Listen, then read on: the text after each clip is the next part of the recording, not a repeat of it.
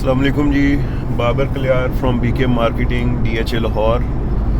अभी मैं ring road से जा रहा हूँ किसी जगह पे, एक जगह पे। तो मैंने सोचा कि थोड़ा सा रियल एस्टेट के हवाले से अपडेट्स जो हैं वो आपसे शेयर की जाएं। तो इस टाइम जो रियल एस्टेट के हालात वाक़यात हैं जी, वो बड़ा थोड़ा सा डिफरेंट टाइप के हैं। उसको आप डाउनफॉल कह भी सकते हैं और नहीं भी कह सकते। कहना इसलिए मुनासिब नहीं है कि एक नेगेटिविटी जो है वो फ्लोट होती है, लेकिन रियलिटी ये है कि इन्वेस्टर्स के लिए बड़ा अच्छा और बड़ा प्राइम टाइम है इसको कैश करने का। जितना आप जो है वो इसको अच्छे से समझने की कोशिश करेंगे और पॉजिटिव लेंगे इस पैनिक सिचुएशन को, उतना आप इससे ज़्यादा बेनिफिट लेंगे। अब वो पैनिक सिचुएशन से आप बेनिफिट कैसे ले सकते हैं कि लेट्स से अगर ये जो भी इस टाइम प्राइसेस कुछ सेक्टर्स की, कुछ एरियाज़ की रुकी हुई हैं और कुछ एरियाज़ में थोड़ा बहुत डाउनफॉल भी है, कुछ 5-7% या मैक्सिमम 10%। तो उसमें दानिस्ता मैं ये कहूँगा कि प्राइसेस तो रुकी हुई हैं, लेकिन उसके साथ साथ हमें ये चीज़ सोचनी चाहिए कि आने वाले टाइम में ये जो इसी चीज़ से हम फ़ायदा भी उठा सकते हैं। हमें चाहिए कि हम इसको टाइमली जो है वो इसमें इन्वेस्ट करें, और जो जहाँ पे डाउनफॉल है इन्होंने हर ये चीज़ जो है मैच्योर तो होनी है। ये थोड़ा सा हमारे पॉलिटिकल हालात थोड़े से डिफरेंट हैं, माशी हालात थोड़े से डिफरेंट हैं, इसलिए हमें इस चीज़ को जो है वो सोचना चाहिए कि ये स्टेबिलिटी तो होनी है, आनी है, लेकिन थोड़ा सा टाइम टेकिंग सिचुएशन है कि आज 2 महीने बाद नहीं होगी, 3 महीने बाद नहीं होगी, 6 महीने बाद हो जाएगी, 7 महीने बाद हो जाएगी, 8 महीने बाद हो जाएगी। लेकिन एक जो वो डाउनफॉल का सीज़न था वो ख़त्म हो गया। अभी मज़ीद जो है वो डाउनफॉल नहीं आने वाला। और एक चीज़ मैं और थोड़ा सा यहाँ पे स्पेशली बायर्स के लिए जो रुके हुए हैं, जो सोच रहे हैं कि अभी मार्केट और जो है वो नीचे जाएगी, ये मैं ओवरऑल बात कर रहा हूँ। कहीं कुछ सेक्टर्स जो हैं उनके साथ ये शायद मेरी जो है ये जो भी बातें हैं, ये जो स्टेटमेंट है, ये शायद जो है वो रिलेट ना भी करे, लेकिन मोस्टली 70-80% जो है वो जितने भी सेक्टर्स हैं, जितने भी DHA के फेजेस हैं या डिफरेंट एरियाज़ हैं, वो अब नीचे मज़ीद नहीं जाएंगे। अभी टाइम अच्छा है उसके ऊपर काम करने का, उसमें बाइंग करने का।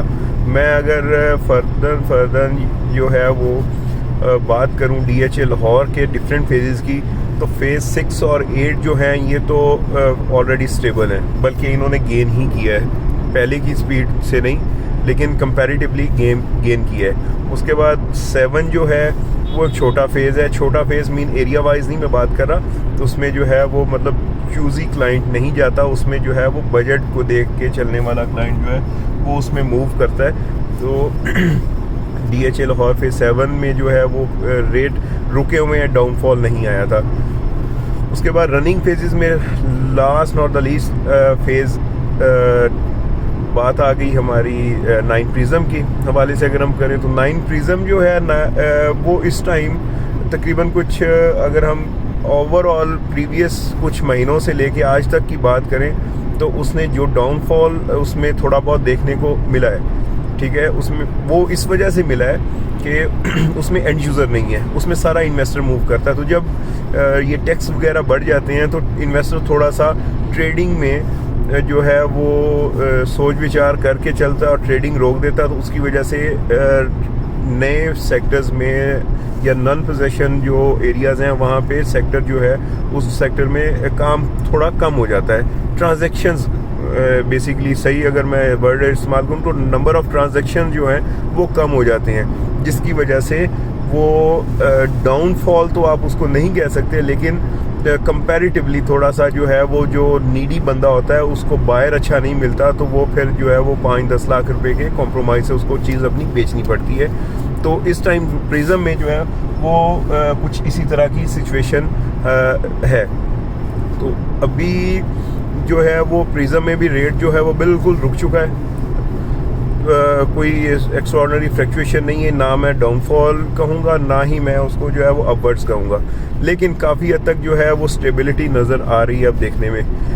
अगर इसी के साथ हम DHA लाहौर के अलावा DHA बहावलपुर और DHA मुल्तान की बात करें तो DHA मुल्तान और बहावलपुर में जो बंदा कहता है कि जी मुझे एक अच्छा रीज़नेबल लिमिटेड टाइम में प्रॉफिट चाहिए, ये मेरी वीडियो या मेरी वर्डिंग जो है ये रिकॉर्डेड है और ऐसे ही इंशाल्लाह रहेगी। वो लिख लें कि अगले 6 से 8 महीनों में उनको इन 2 सेक्टर्स के अलावा इससे ज़्यादा कहीं अच्छा बेनिफिट नहीं मिलेगा। DHA मुल्तान जो है वो फर्स्ट ऑफ ऑल तो वो अपना जो उसने माइनस में आया है जितना, वो फर्स्ट ऑफ ऑल तो उसने वो 20-25 लाख रुपया वो गेन करना है, लेवल करना है। उसके बाद 20-25 लाख रुपए का मिनिमम जंप है अगले साल से 1.5 साल में। तो ये मैं आपको बड़ा दानिस्ता कह रहा हूँ कि जिन साहिबान ने अपना इन्वेस्टमेंट के लिए कुछ सोच विचार कर रखी है या जिनके पास कोई अपने फंड्स एग्जिस्ट करते हैं, उनके पास ये बेहतरीन टाइम है DHA लाहौर और मुल्तान में, सॉरी DHA मुल्तान और DHA बहावलपुर में इन्वेस्टमेंट करने का। फिर उसी के साथ साथ जो है वो DHA लाहौर में 9 प्रिज्म में सेक्टर D और E में भी पोजीशन जो है वो बड़ी जल्दी अनाउंस DHA करने वाला है। ये कोई ऑथेंटिक जो है वो या कोई रिटन DHA की स्टेटमेंट नहीं है, लेकिन चूँकि हम काम कर रहे हैं, हम उस कम्युनिटी में मूव कर रहे हैं, सालों से हम इधर अल्हम्दुलिल्लाह काम कर रहे हैं, तो हमें थोड़ा बहुत जो है वो चीज़ों की अंडरस्टैंडिंग होती है। ऑन ग्राउंड जो है डेवलपमेंट देख के हमें थोड़ा बहुत जो है वो अंदाज़ा हो जाता है कि यहाँ पे एक्सपेक्टेड ये चीज़ होने वाली है।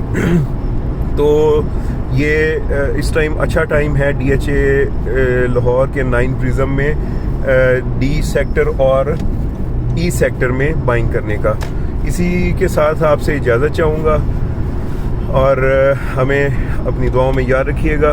और किसी भी सेल परचेज़ के हवाले से और स्पेशली कंस्ट्रक्शन के हवाले से आप हमसे जो है वो रब्ता कर सकते हैं। बाबर कलियार BK मार्केटिंग और मोबाइल नंबर है मेरा 0322 5083 और मेरा ऑफिस है 67 CCA 1 फेज़ 6 DHA लाहौर।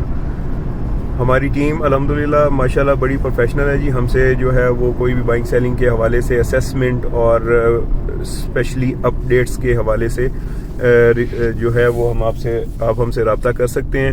हमारा चैनल ज़रूर सब्सक्राइब करिएगा। इसी के साथ आपसे इजाज़त चाहेंगे। जज़ाकल्लाह खैर, थैंक यू।